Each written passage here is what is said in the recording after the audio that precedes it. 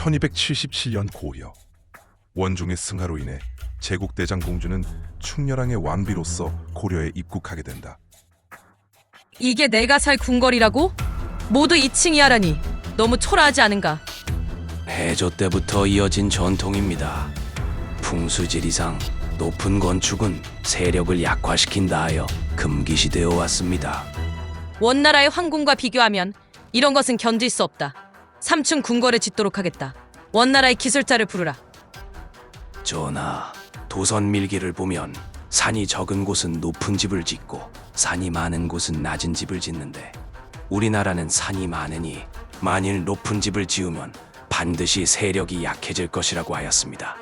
이 때문에 태조 이래로 궁궐뿐만 아니라 민가조차도 높은 건물을 금지하였는데 지금 조선 도감이 중국의 건축 양식을 따라 높은 건물을 짓고자 하니 이는 예측할 수 없는 재앙을 불러올까 염려됩니다.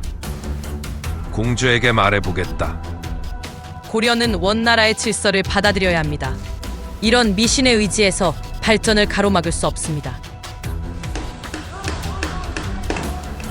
전하, 일본 운정으로 지친 백성들이 또 궁궐을 짓는다고 하루도 쉬지 못했습니다. 백성들의 가정은 파탄이 나고 있습니다. 잠시라도 그들을 돌려보내 주시기를 청합니다. 공주, 잠시 쉬게 하는 것은 어떻겠소? 작업을 조금이라도 지체할 수 없습니다. 왕실의 위엄을 세우기 위해서 어쩔 수 없는 일입니다. 보시오, 이것이야말로 원나라 황실의 위엄과 조화를 이루는 건축이지 않소. 이 건물로 인해 백성들의 고통이 하늘에 닿을까 두렵구나. 전하, 조선도감에 큰 불이 났습니다. 이는 하늘의 경고입니다. 백성들의 고통이 재앙을 불렀습니다. 우리 고려가 무엇을 잘못했기에 이렇게도 하늘이 시련을 주는가?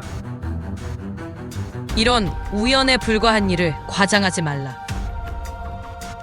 이때 사람들은 하늘이 재앙을 부여 경계한 것이라 하였다. 은경궁을 짓느라 백성들의 고통이 극심했기 때문이었다.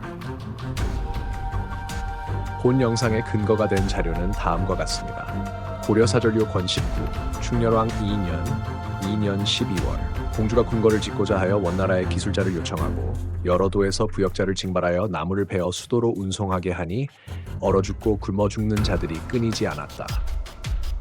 고려사 세가 권제 28, 충렬왕 3년 7월 관우서가 말하였다.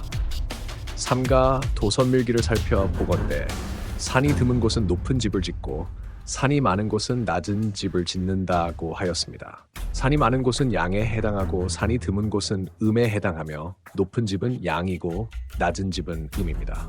우리나라는 산이 많은 지역이므로 만일 높은 집을 짓는다면 반드시 쇠퇴와 손실을 초래할 것입니다. 이 때문에 태조 이래로 궁궐 내부뿐 아니라 민가에 이르기까지 높은 집을 짓는 것을 모두 금지하였습니다. 그런데 이제 조성도감이 상국, 즉 원나라의 방식을 따르려 하여 층이 있는 높은 집을 짓고자 한다고 들었습니다.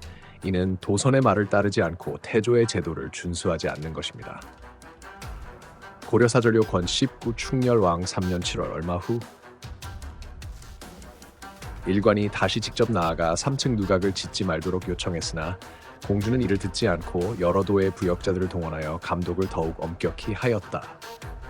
고려사 세가권 제29 충렬왕 6년 6월 신사의 새 궁궐이 완성되었으므로 이름을 은경궁으로 누는 한벽루로 문은 태통문이라고 지었다. 고려사 세가권 제29 충렬왕 7년 2월 조성도감에 화재가 발생하였다. 당시 원나라 목수를 요청하여 궁궐을 수리하였는데 이미 3년이 지나서 백성들이 고통을 견디지 못하였다. 사람들은 이를 두고 하늘이 재앙을 보여 경고한 것이다 라고 여겼다.